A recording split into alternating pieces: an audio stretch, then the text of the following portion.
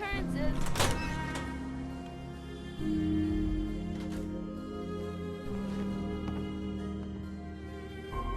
Well, well. Nikki Valentine walks into my office for a change. What can I say, Piper? You, me, and hard luck all seem to run together like acid rain down an old sewer. You, including your client here in that analogy? So, you two are finally letting me in on this little case of yours.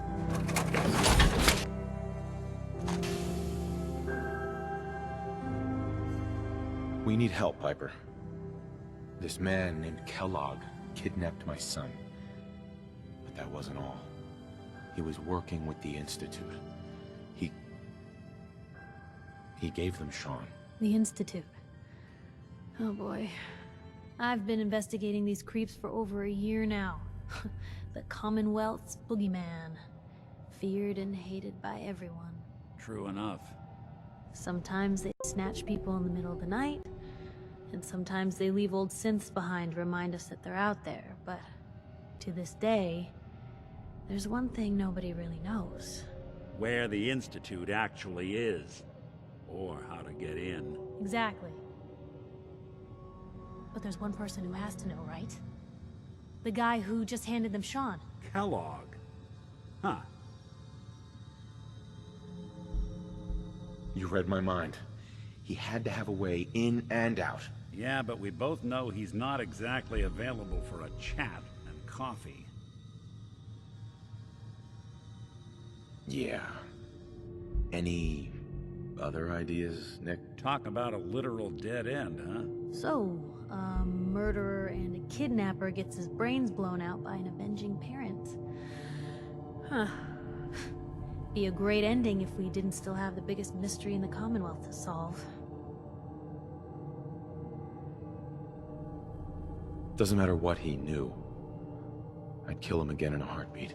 Gets his brains blown out. Huh. His brains. You know, we may not need the man at all. You're talking crazy here, Nick. Got a fault in the old subroutines? Look, there's a place in Good Neighbor called the Memory Den. Relive the past moments in your mind as clear as the day they happened.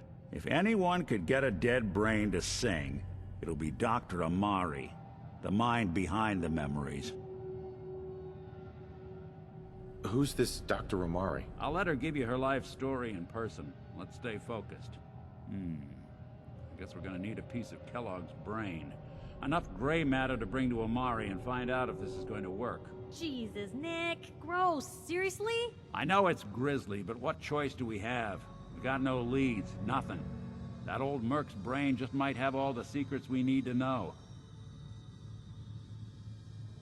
Actually, I think I already have something. Kellogg had this thing attached to his head. Cybernetics, huh? We may have just won the lottery. Whether we're riding this crazy brain train or not, we can't all go running across the Commonwealth, so... who's coming with you? I have to go to the Memory Den either way, if I'm gonna introduce you to Amari. But if you want to head there together, just say so.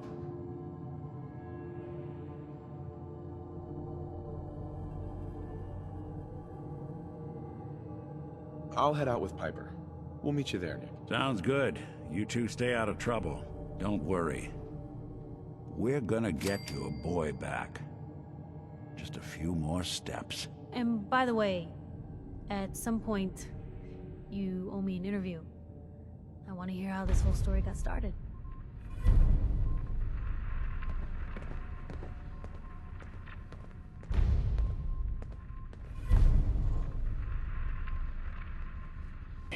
Where to?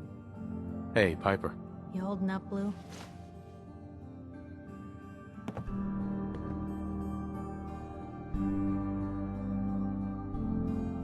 Yeah, holding up. Look, I'm just gonna say it. You're a vault dweller. You might not be wearing the blue jumpsuit, but the Pip-Boy and that fish out of water look? Dead giveaways. So here's the deal. I want an interview. Your life story in print. I think it's time Diamond City had a little outside perspective on the Commonwealth. Besides, I'm already following you around. Might as well get some quotes while we're at it. What kind of interview is this gonna be? I ask you who you are, get your opinion on life out there, and maybe load up a few tough questions and keep it interesting. What do you say? All right, Piper. I'm in. Good. Let's get down to business. So, I know you're from a vault. How would you describe your time on the inside? My family and I were frozen. I didn't spend much time in the vault. Wait, they boxed you up in a fridge? The whole time? Are you saying you were alive before the war? Yes. I'm over 200 years old. Oh my god. The man out of time.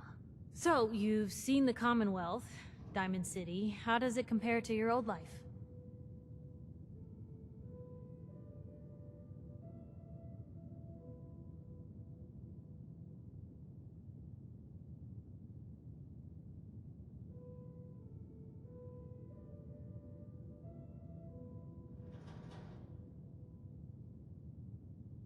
So we done talking?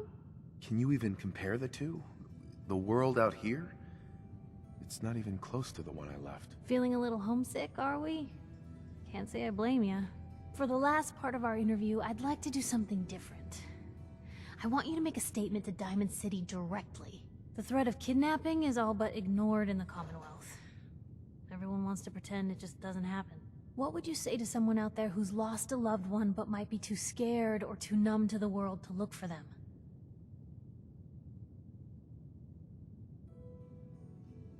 Wait, people just ignore kidnappings out here? Yeah, Blue, you haven't noticed? You grow up in the Commonwealth and eventually someone is gonna get taken. Maybe not someone you know, but someone. And people just say, well, could have been worse. Could have been killed by raider attacks or super mutants or feral ghouls. They just give up. So I want my readers to hear what keeps you going. Maybe they'll find a little inspiration. Now, what would you like to say?